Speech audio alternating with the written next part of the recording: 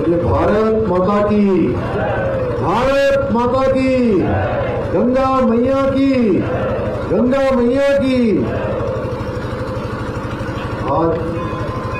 बहुत शुभ दिन है। आज इस शुभ दिन पर जहाँ पतंजलि, निम, IMF के द्वारा हमारे आचार्य बालकृष्ण जी के नेतृत्व में एक अभियान दल, जिसमें रक्तवन ग्लेशियर, 3 अनाम और अनारोहित चोटियों पर संयुक्त पर्वतारोहण अन्वेषण अभियान, पूज्य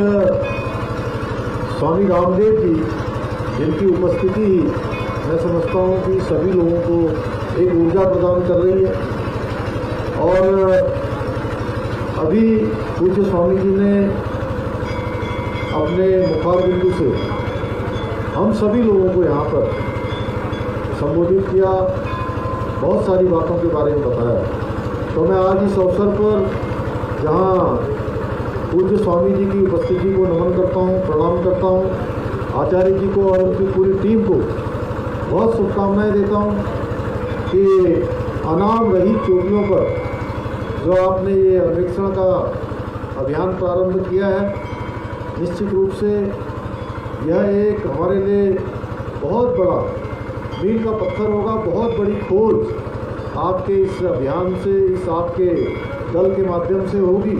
जो आने वाले समय में कहीं न कहीं जहां उत्तराखंड राज्य के लिए, वहीं पूरे भारतवर्ष के लिए एक मील का पत्थर साबित होगी। इस अवसर पर हमारे मंदिर समिति के अध्यक्ष आदरणीय हरीश सेमवाल जी, सचिव श्री सुरेश सेमवाल जी, निम के कर्नल अमित बिष्ट जी, हमारी पार्टी के भारतीय जनता पार्टी के जिलाध्यक्ष भाई रमेश चौहान जी,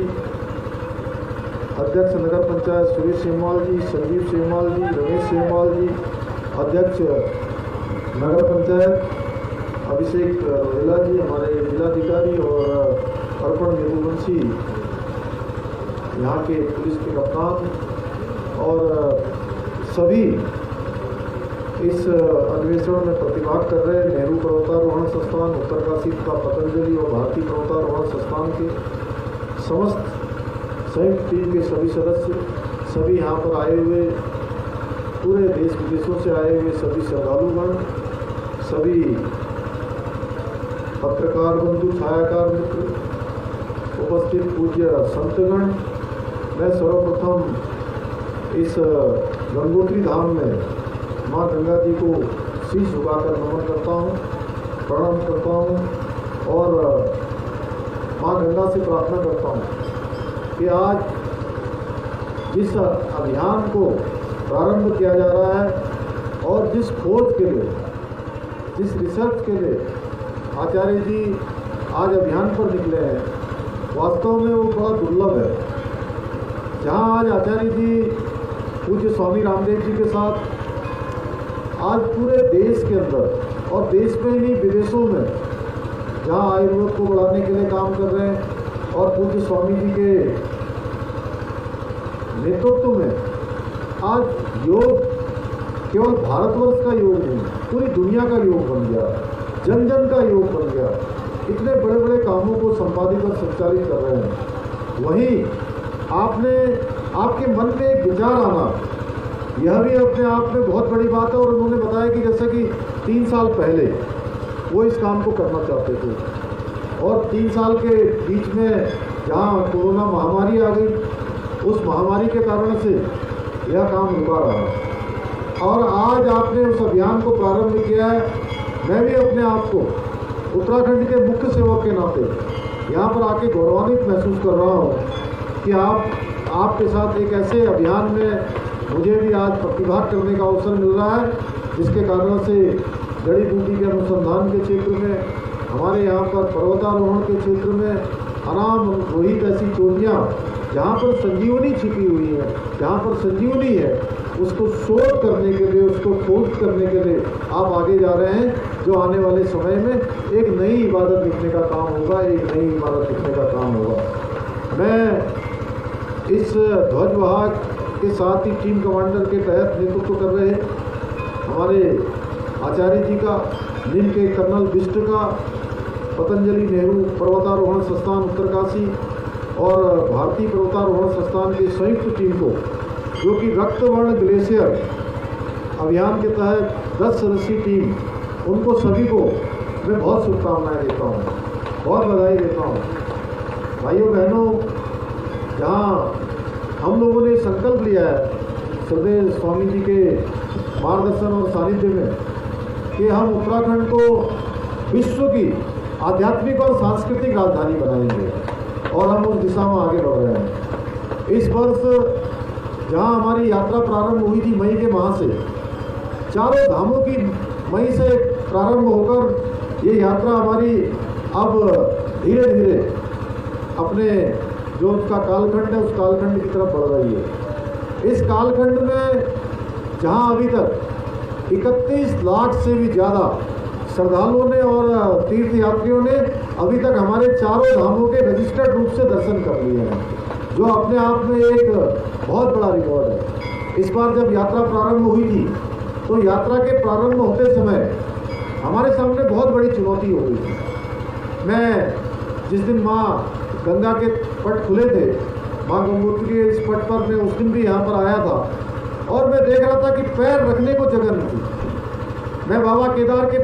जब पट खुले थे उस दिन भी मैं वहाँ गया था, वहाँ देखा कि पैर रखने को जगह नहीं है। जहाँ केदार बाबा के यहाँ क्षमता मात्र 15,000 की है और 25-25 हज़ार लोग वहाँ पहुँच जा रहे थे, जो हमारे लिए बहुत बड़ी चुनौती थी। लेकिन माँ गंगा के आशीर्वाद से, बाबा केदार की कृपा से सारी यात्रा संपन्न हुई और पूरे देश विदेश से आए हुए श्रद्धालुओं ने इस बार भाग लिया। और मुझे हमारे देश के प्रधानमंत्री मोदी जी के कहे हुए वो शब्द, वो कैसी वाणी थी, वो कैसी शिव की वाणी थी कि 5 नवंबर 2021 को उन्होंने बाबा केदार की भूमि पर कहा था कि आने वाला जो दशक है, 21वीं सदी का तीसरा दशक, वो उत्तराखंड का दशक होगा। और भाइयों बहनों,